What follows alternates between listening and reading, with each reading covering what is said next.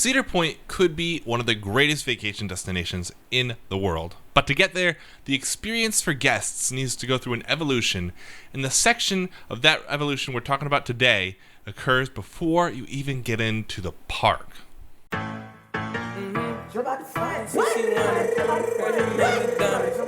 There is something that can be very magical about arriving at a big vacation. After hours of travel and finally seeing it on the horizon, slowly approaching, the joy and excitement that can fill you, it's palpable. However, I think that there's something more magical when that experience is more than just pulling up in your car and trekking across a parking lot. The entrance to the park is the very first interaction that a person has with the park. And so that experience is foundational to the park experience. Recently, in my video about Cedar Point's #1 problem, I touched a lot of ways that Cedar Point could utilize the space. And a big part of that was thinking about how people would get in and out of spaces, including parking and park entrances. And today I want to dive deeper into reimagining what Cedar Point could do to completely change the way that you enter and making it a more immersive and unique experience that plays on the strengths of the area. First, let's look at the main parking lot. In the last video, we touched on making a parking garage on the peninsula for on-site parking, and then pulling the park out into the existing parking lot area to expand it. If we did this, the main issue is that the gate would be very far forward. So we could either move the gate, which would be at the expense of the gatekeeper as a primary feature, or we could keep the gate in its current place and figure out how to make the layout work in our favor. So let's dig in. By placing a new parking lot garage on the east and expanding the park out on the west, we create kind of this channel where it's kind of a long passageway as we approach the entrance. In this space, I would like to introduce a few features.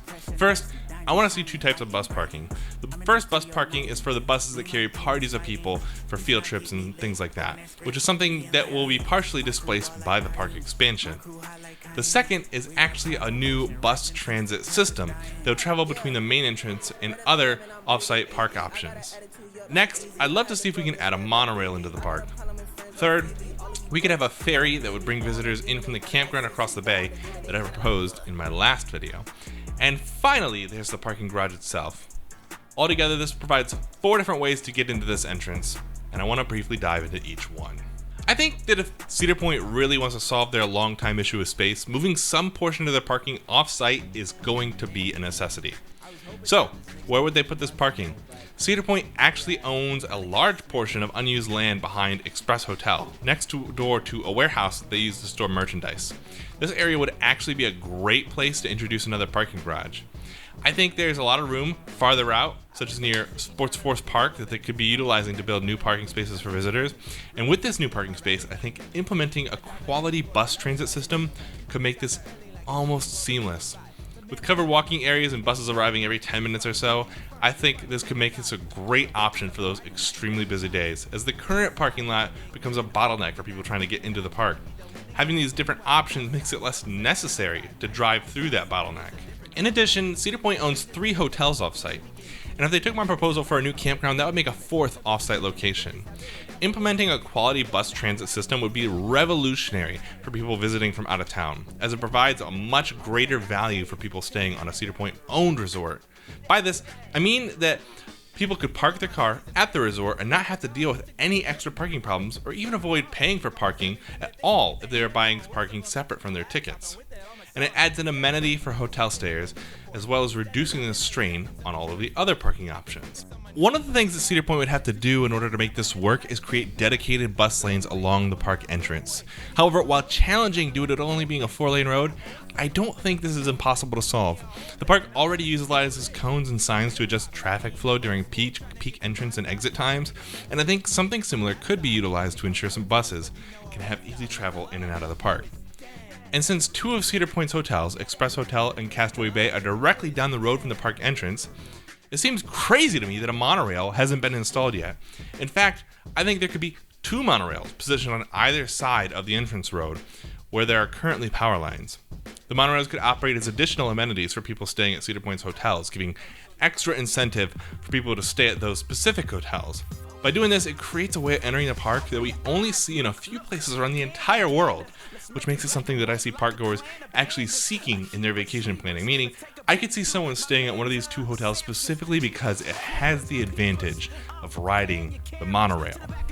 In addition to our bus and monorail, I also mentioned adding a boat dock. This is actually one of multiple docks, which I'll touch on more in a bit, but I think it'll be important in the revolutionary way that Cedar Point could take advantage of its geography.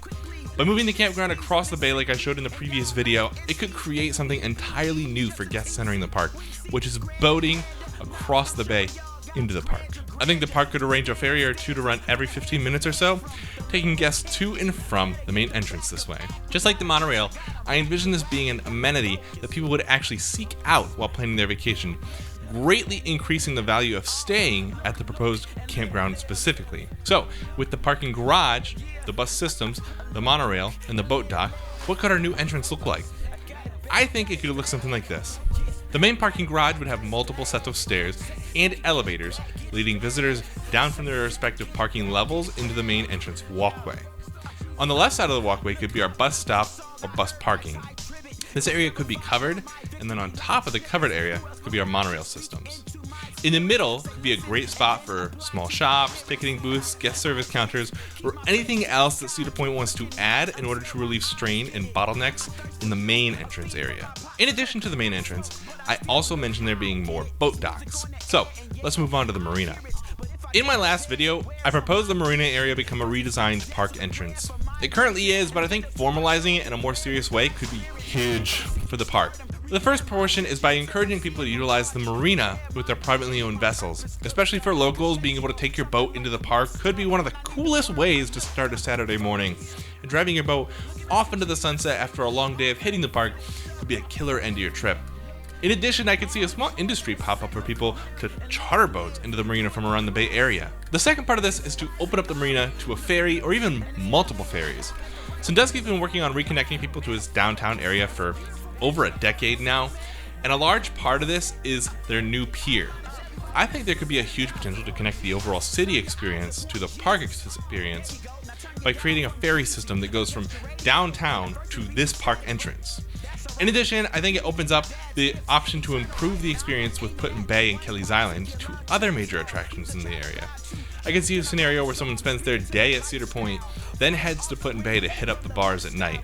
This is something they could do without ever having to get into a car with this new option.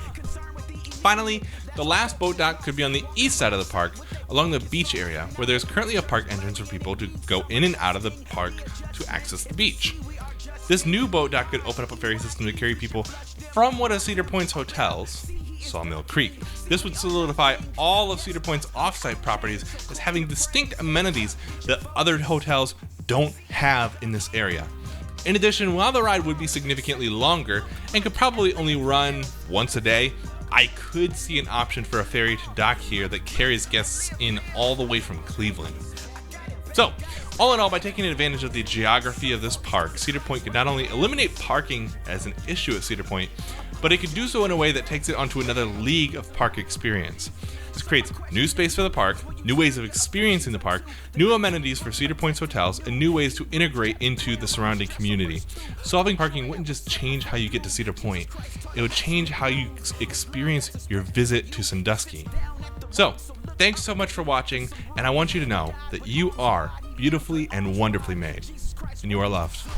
And that's the whole point. See you next time.